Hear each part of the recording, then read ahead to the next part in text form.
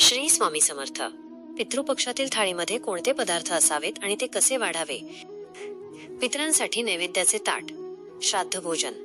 पितृपक्षात पूर्वजांसाठी नैवेद्याचे ताट तयार करताना काही गोष्टी लक्षात ठेवणे आवश्यक आहे. हे पदार्थ सात्विक आणि ताजे असावेत. या थाळीत कांदा आणि लसूण वापरत नाहीत.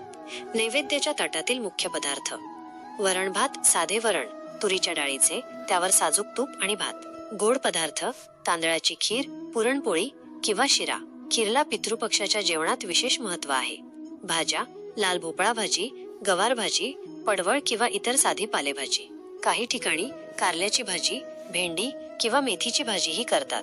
भजी किंवा वडे: मुगाच्या डाळीचे वडे, उडदाच्या डाळीचे वडे, बटाटा भजी किंवा अळूची वडी, पातवडी.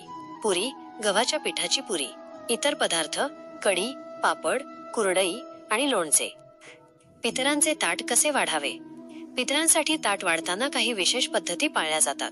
हे ताट वाढताना शांत आणि पवित्र मनाने वाढावे. ताट वाढण्याची पद्धत: श्राद्धाचे ताट वाढताना सर्व पदार्थ उलटे वाढावेत. मीठ आणि लिंबू: ताटात मीठ आणि लिंबू सर्वात शेवटी वाढावे.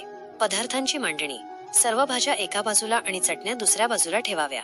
भात आणि वरण: ताटाच्या मधोमध भात वरण ठेवावे. तसेच मध्यभागीच कढी आणि खीर ठेवावी. स्वच्छता: ताट वाढताना कोणत्याही पदार्थाचा ओघळ किंवा रस दुसऱ्या पदार्थावर येणार नाही याची काळजी घ्यावी.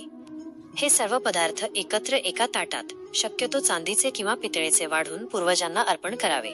यामुळे पूर्वज प्रसन्न होतात आणि कुटुंबाला आशीर्वाद देतात अशी श्रद्धा आहे. ही माहिती तुम्हाला आवडली असेल तर कृपया चॅनलला लाईक, शेअर आणि सबस्क्राईब करायला विसरू नका.